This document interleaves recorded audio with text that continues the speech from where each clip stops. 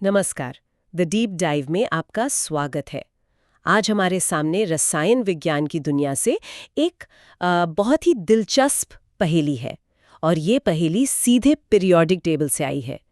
विषय है ट्रांजिशन और इनर ट्रांजिशन तत्व। नमस्कार। और पहेली यह है कि इन तत्वों में जो इलेक्ट्रॉन हैं वो अपने घर मतलब ऑर्बिटल्स कैसे चुनते हैं। हाँ, हम सब ने स्कूल में नियम तो पढ़े हैं। बिल्कुल, कि इलेक्ट्रॉन एक के बाद एक ऑर्बिटल बढ़ते जाते हैं। लेकिन आज हम देखेंगे कि ये तत्व अक्सर उन नियमों को तोड़ते हुए से लगते हैं। सही कहा। तो हमारा आज का मिशन यही है कि इन नियम तोड़ने वालों के पीछे का तर्क समझें। क्या वो वाकई नियम तोड़ रहे हैं या फिर किसी गहरे, ज्यादा बड़े नियम का पालन कर रहे हैं जो हमें पहली नजर में दिखता नहीं। और इसी को समझने के लिए हमारे पास एक वैज्ञानिक लेख है जो हमें इस सफर पर ले जाएगा। तो चलिए इस रहस्य को सुलझाना शुरू करते हैं। बिल्कुल। सबसे पहले बात करते हैं डी ब्लॉक तत्वों की, जिन्हें हम आमतौर पे ट्रांजिशन मेटल्स भी कहते हैं। अच्छा, ये आवर्त सारिणी के बीच वाला हिस्सा है ना? समूह 3 से 12 तक। हाँ, वही। इनका एक सामान्य इलेक्ट्रॉनिक विन्यास होता है N-1, D1 से 10, NS1 से 2। ये देखने में थोड़ा तकनीकी लगता है। इसका मतलब आसान भाषा में क्या हुआ? इसका मतलब बहुत ही दिलचस्प है। सोचिए, जब इन परमाणुओं में एक नया इलेक्ट्रॉन आता है तो वो सबसे बाहरी मंजिल यानी N शेल में नहीं जाता। अच्छा, तो फिर कहाँ? वो उससे ठीक नीचे वाली मंजिल पर यानी N-1 D ऑर्बिटल में अपना ठिकाना बनाता है। अच्छा, तो ये एक तरह से अंदर की तरफ भरना हुआ। एकदम। और इन ऑर्बिटल्स को भरने का भी एक तय क्रम है। हाँ, aufbau सिद्धांत या मेडलुंग का नियम जिसे कहते हैं। सही। नियम कहता है कि इलेक्ट्रॉन पहले कम ऊर्जा वाले ऑर्बिटल में जाएंगे। तो पहली ट्रांजिशन सीरीज में 4s ऑर्बिटल की ऊर्जा 3d ऑर्बिटल से थोड़ी सी कम होती है। तो नियम के हिसाब से इलेक्ट्रॉन पहले 4s को भरेंगे और फिर 3d में जाना शुरू करेंगे। बिल्कुल। ठीक है, तो नियम तो सीधा है।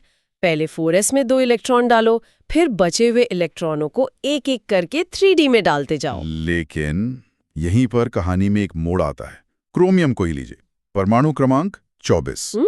क्रोमियम। नियम के हिसाब से इसका विन्यास होना चाहिए था RAR 3d4 4s2। सही है? हाँ, होना तो यही चाहिए था। लेकिन असल में होता है RAR 3d5 4s1। एक मिनट, इसने अपना एक 4s का इलेक्ट्रॉन 3d में क्यों भेज दिया? ये तो नियम के खिलाफ है। ये सवाल ही मतलब इस पूरे विषय का दिल है और जवाब ये है कि ये नियम के खिलाफ नहीं बल्कि एक बेहतर सौदेबाजी है। सौदेबाजी? कैसी सौदेबाजी? स्थिरता की। प्रकृति हमेशा स्थिरता को सबसे ज्यादा अहमियत देती है और भौतिकी का एक गहरा नियम है कि आधे भरे यानी D5 और पूरी तरह से भरे यानी D10 सब शेल्स वो कुछ खास ही स्थिर होते हैं। तो क्रोमियम ने देखा कि अगर वो थोड़ी ऊर्जा खर्च करके 4s के एक इलेक्ट्रॉन को 3d में भेज दे तो वो 3d5 की कहीं ज्यादा स्थिर अवस्था पा सकता है। ये एक रणनीतिक कदम है। एक छोटी सी कीमत चुका के एक बड़ा इनाम पाना, स्थिरता का इनाम। लेकिन ये अतिरिक्त स्थिरता आती कहाँ से है? मतलब सिर्फ आधा भरा होने में ऐसा क्या खास है? इसके दो बड़े कारण हैं। पहला तो है समरूपता यानी सिमिट्री। हाँ, D5 विन्यास में क्या होता है? 5 और D ऑर्बिटल्स में एक एक इलेक्ट्रॉन होता है और सबका स्पिन भी एक ही दिशा में होता है। ये एक बिल्कुल संतुलित व्यवस्था है। अच्छा, इस संतुलन से क्या होता है? इस संतुलन की वजह से इलेक्ट्रॉनों के बीच का जो आपसी टकराव है वो कम हो जाता है और न्यूक्लियस की पकड़ हर इलेक्ट्रॉन पर मजबूत हो जाती है, जिससे पूरा सिस्टम स्थिर हो जाता है। ठीक है, संतुलन वाली बात समझ में आती है। ये तो प्रकृति में हर जगह दिखता है। लेकिन जो दूसरा कारण है, विनिमय ऊर्जा या एक्सचेंज एनर्जी, वो थोड़ा मुश्किल लगता है। इसे एक आसान उदाहरण से समझते हैं।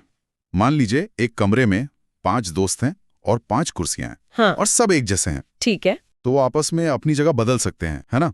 इस अदला बदली से मतलब इस एक्सचेंज से सिस्टम में एक तरह की ऊर्जा निकलती है जो उसे और स्थिर बनाती है। अच्छा, तो क्रोमियम के 3d5 के विन्यास में 5 इलेक्ट्रॉन एक ही स्पिन के हैं और वो आपस में कई तरीकों से अपनी जगह बदल सकते हैं। और हर बार जगह बदलने पर थोड़ी ऊर्जा निकलती है। बिल्कुल सही। और जितनी ज्यादा ऊर्जा निकलती है सिस्टम उतना ही स्थिर हो जाता है। D5 और D10 में यह संभावना सबसे ज्यादा होती है। तो क्रोमियम कोई नियम नहीं तोड़ रहा, वो बस ऊर्जा के एक ज्यादा गहरे नियम का पालन कर रहा है, स्थिरता की खोज। एकदम। तो अगर क्रोमियम आधे भरे ऑर्बिटल के लिए ये कर रहा है तो यही तर्क कॉपर पर भी लागू होता होगा। परमाणु क्रमांक 29? आपने बिल्कुल सही पकड़ा। हाँ, वो तो पूरी तरह से भरे हुए D10 के बहुत करीब है। हाँ, कॉपर का अपेक्षित विन्यास R3D9 4s2 होना चाहिए था, लेकिन वो भी अपना एक 4s इलेक्ट्रॉन 3D में भेज देता है, ताकि वो आल्बॉन 3D4 4s1 का असाधारण रूप से स्थिर विन्यास पा सके। बिल्कुल, ये भी वही स्थिरता की तलाश है। ये तो बहुत ही दिलचस्प है। अब एक और सवाल मन में आ रहा है। हमने देखा कि इलेक्ट्रॉन पहले 4s में भरते हैं, फिर 3D में। तो जब ये धातुएं आयन बनाने के लिए इलेक्ट्रॉन खोती हैं, तो क्या वो 3D से ही पहले निकलते हैं? ये एक बहुत ही आम गलतफहमी है, और इसका जवाब थोड़ा हैरान करने वाला है। जवाब है नहीं। नहीं, जब एक ट्रांजिशन धातु आयन बनाता है, तो इलेक्ट्रॉन सबसे पहले बाहरी ns ऑर्बिटल से निकलते हैं, 3D से नहीं। एक मिनट, ये तो और भी अजीब है। जो पहले भरा वो पहले क्यों नहीं निकलता? जैसे टाइटेनियम का विन्यास आर्गॉन 3D2 4s2 है। जब ये Ti2+ आयन बनाता है तो विन्यास हो जाता है आर्गॉन 3D2, मतलब 4s के दोनों इलेक्ट्रॉन गायब हो गए। इसका कारण ये है कि एक सामान्य परमाणु और एक आयन का माहौल अलग होता है। जब परमाणु में सारे इलेक्ट्रॉन होते हैं, तो 4s के इलेक्ट्रॉन एक तरह से 3D ऑर्बिटल के लिए एक पर्दा बना देते हैं। पर्दा मतलब शील्डिंग? हाँ, शील्डिंग। लेकिन जैसे ही आप आयन बनाने के लिए इलेक्ट्रॉन निकालना शुरू करते हैं, सबसे पहले बाहरी 4s का इलेक्ट्रॉन निकलता है, और वो पर्दा हट जाता है। और पर्दा हटते ही 3D के इलेक्ट्रॉनों पर न्यूक्लियस का पूरा ध्यान चला जाता है। एकदम सही। अचानक बचे हुए 3D इलेक्ट्रॉन्स न्यूक्लियस के जबरदस्त आकर्षण को महसूस करते हैं और ऊर्जा में और भी नीचे चले जाते हैं, मतलब वो बहुत ज्यादा स्थिर हो जाते हैं। इसलिए हमेशा बाहरी ns के इलेक्ट्रॉन ही पहले निकलते हैं। वाह, मतलब भरने का क्रम और निकलने का क्रम अलग अलग है। ये तो वाकई एक गहरी बात है ना? अब एक छोटा सा सवाल, क्या डी ब्लॉक के सारे तत्व ट्रांजिशन तत्व हैं? मैंने सुना है कि जिंक, कैडमियम और मर्क्यूरी को इस श्रेणी में नहीं गिना जाता। ये एक महत्वपूर्ण परिभाषा का सवाल है।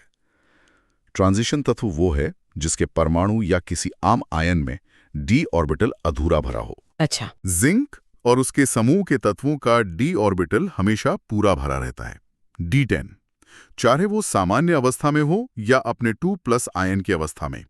इसलिए तकनीकी रूप से वे ट्रांजिशन तत्वों के सारे गुण नहीं दिखाते।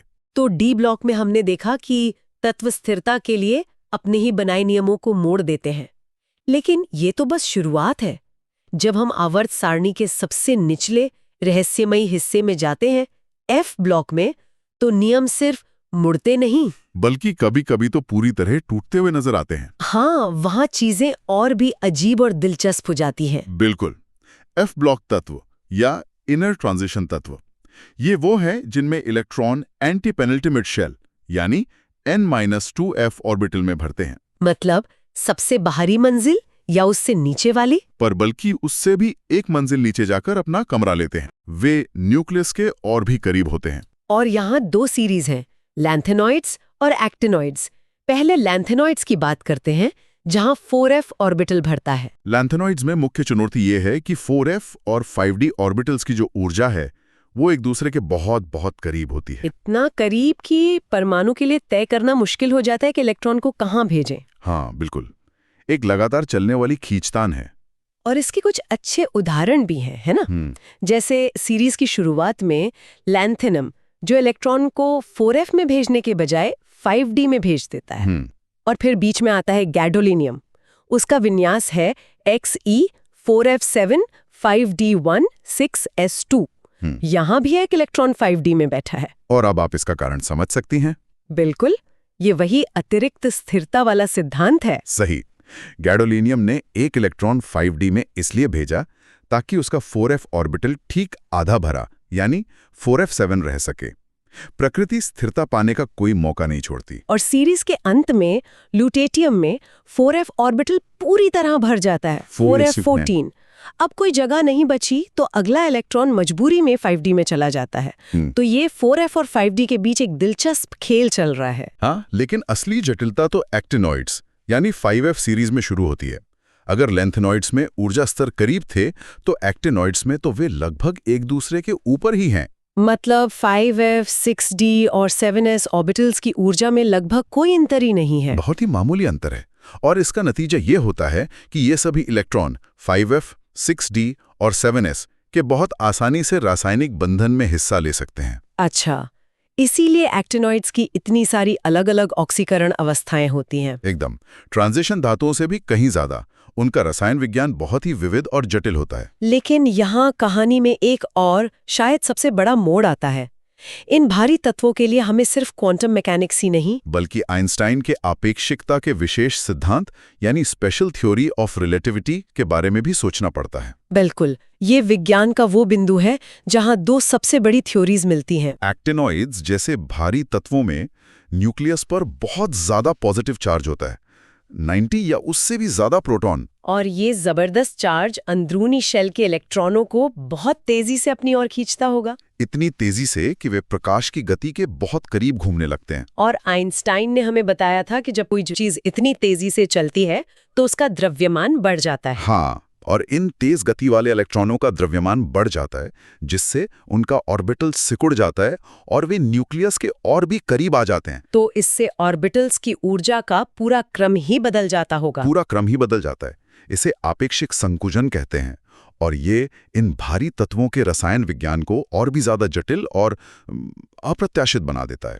क्या इसका कोई ऐसा उदाहरण है जिसे हम अपनी दुनिया में देख सकते हैं? सबसे प्रसिद्ध उदाहरण है सोने का रंग। सोने का रंग? हाँ, सोना पीला क्यों होता है जबकि ज्यादातर धातुएं चांदी जैसी सफेद होती हैं? इसका कारण यही आपेक्षिक प्रभाव है। सोने के 6s ऑर्बिटल के सिकुड़ने से वो नीले प्रकाश को सोखने लगता है और इसलिए हमें उसका पूरक रंग यानी पीला दिखाई देता है। अरे वाह, अगर आपेक्षिकता न होती तो सोना भी चांदी जैसा ही दिखता। बिल्कुल। और मरकरी का कमरे के तापमान पर तरल होना भी इसी प्रभाव का एक नतीजा है। तो सोने की चमक के पीछे आइंस्टाइन का सिद्धांत है। ये तो सच में एक डीप डाइव है। तो अगर हम आज की पूरी चर्चा को समेटें तो हम क्या कह सकते हैं? संक्षेप में कहानी ये है कि इलेक्ट्रॉन भरने के नियम सिर्फ एक शुरुआती गाइड है। असली ड्राइवर है स्थिरता की खोज, जो समरूपता और विनिमय ऊर्जा से मिलती है। सही। ट्रांजिशन तत्व n-1d शेल भरते हैं और स्थिरता के लिए इन नियमों को थोड़ा मोड़ देते हैं। और इनर ट्रांजिशंस तत्व n-2f शेल भरते हैं, जहां ऊर्जा स्तरों की खींचतान और भी ज्यादा है। और जब हम एक्टिनॉइड्स जैसे भारी तत्वों तक पहुंचते हैं तो एक पूरी नई ताकत, आपेक्षिकता, को भी ध्यान में रखना पड़ता है। बिल्कुल। जो हमें अपवाद लगते हैं वे असल में प्रकृति के गहरे और ज्यादा जटिल नियमों का पालन करने के तरीके हैं। वे नियम तोड़ नहीं रहे हैं, वे हमें दिखा रहे हैं कि असली नियम क्या हैं। और यही बात विज्ञान को इतना आकर्षक बनाती है। आज की चर्चा को समाप्त करने से पहले श्रोताओं के लिए एक विचार छोड़ जाते हैं। हमने देखा कि एक्टिनॉइड्स में ऊर्जा स्तरों की समानता और आपेक्षिक प्रभाव उन्हें बहुत जटिल गुण देते हैं। यह सोचने पर मजबूर करता है कि क्या भविष्य में वैज्ञानिक इन ऊर्जा स्तरों में जानबूझकर हेरफेर कर सकते हैं? क्या हम परमाणुओं के ऊर्जा स्तरों को अपनी मर्जी से बदलकर पूरी तरह से नए और मनचाहे गुणों वाले पदार्थ डिजाइन कर सकते हैं? ऑर्बिटल इंजीनियरिंग की ये अवधारणा भविष्य में कौन सी नई संभावनाओं के द्वार खोल सकती है? इस विचार के साथ हम आज की चर्चा समाप्त करते हैं।